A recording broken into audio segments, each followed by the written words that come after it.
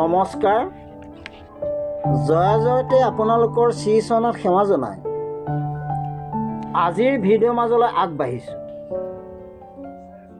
আজিৰ বিষয়ভাগ হ'ল নামঘোষাৰ প্ৰাৰ্থনাৰ 310 নং ঘোষাভাগ ভাঙনি আৰু বিশ্লেষণ কৰিবৰ বাবে আগবাঢ়িছোঁ। ঘোষাভাগ হ'ল নমো নমো কৃষ্ণ তোমাৰ ভকতি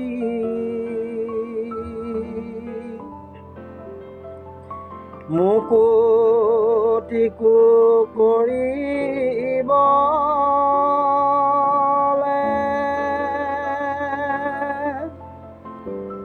মোৰ তাকে মন দিও শৰণ অৰুণ চৰণতলে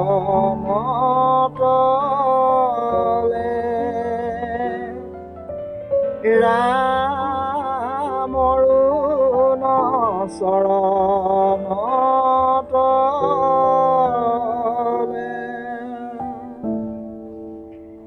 নমো নমো কৃষ্ণ তোমাৰ ভকতি মুকুতিকো কৰিবলে মোৰ তাকমন দিওঁক শৰণ অৰুণ চৰণ তলে। ভাঙনি ভাগ হ'ল হে প্ৰভু ভগৱন্ত কৃষ্ণ তোমাক শতকোটি নমস্কাৰ কৰোঁ। তোমাৰ ভক্তি মুক্তিতকৈ শক্তিশালী, এতেকে মোৰো তেনে ভক্তিহে মন মজি ৰওঁ। গতিকে তোমাৰ অৰুণ চৰণতলত মোক শৰণ দিয়া। আকৌ কৈছোঁ হে প্ৰভু ভগৱন্ত কৃষ্ণ তোমাক শতকোটি নমস্কাৰ কৰোঁ। তোমাৰ ভক্তি মুক্তিতকৈ শক্তিশালী, এতেকে মোৰো তেনে ভক্তিহে মন মজি ৰওঁ। গতিকে তোমাৰ অৰুণ চৰণতলত মোক শৰণ দিয়া। ঘোষাভাগ বিশ্লেষণ কৰিব বিচাৰিছোঁ। এই ঘোষাত শৰণ ভক্তিৰ মহিমা প্ৰকাশ কৰিছে।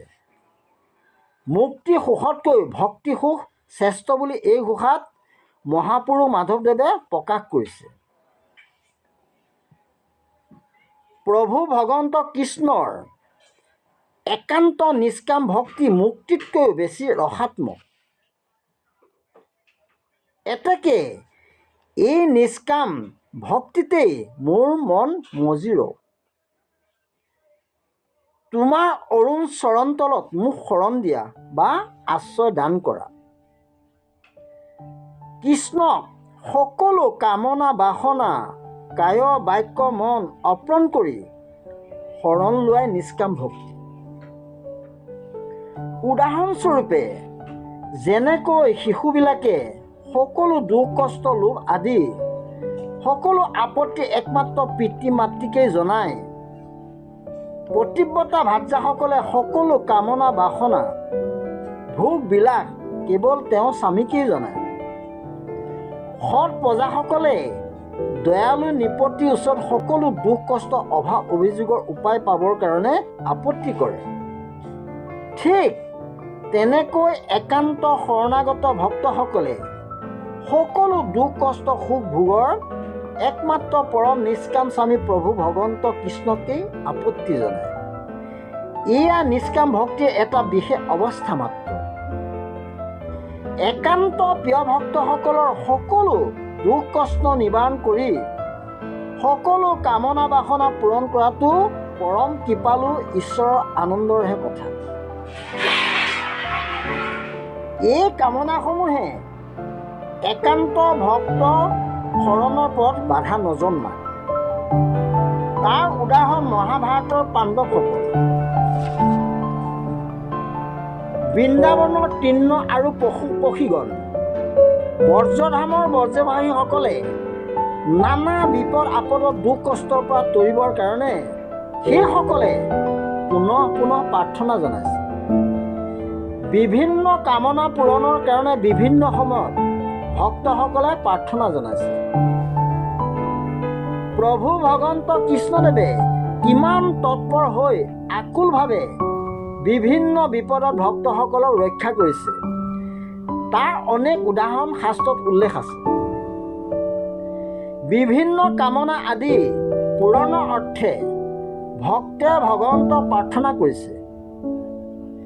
প্ৰভু ভগৱন্ত কৃষ্ণও পৰমানন্দ চিত্তে ভক্তৰ সেই বাঞ্ছা পূৰণ কৰিছে। এই শৰণ ভক্তিৰ মহিমা। এনে নিষ্কাম শৰণ ভক্তিত মন মজি থাকিবলৈ কামনা কৰাৰ বাহিৰে শৰণীয়া ভকতৰ অন্য কামনা নাই। এই ঘোষাৰ জৰিয়তে মহাপুৰুষ মাধৱদেৱে ভক্তি প্ৰয়াসী নিষ্কাম শৰণ ভক্তিৰ পন্থ আশ্ৰয় কৰা ভক্তসকলৰ প্ৰতি এই আহি দাঙি ধৰিছে। আজি ইমানতেই সামৰণি মাৰিছোঁ। অহা ভিডিঅ'ত নামঘোষাৰ উপদেশ 18 নং ঘোষাভাগ ভাঙনি আৰু বিশ্লেষণ কৰিবৰ বাবে প্ৰয়াস কৰিম। ঘোষাভাগ হ'ল: সমস্ত বেদান্ত সাৰ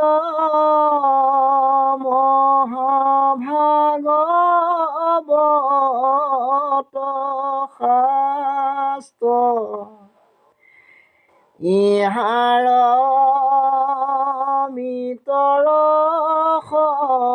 পাই পৰম সন্তোষে প্ৰাণ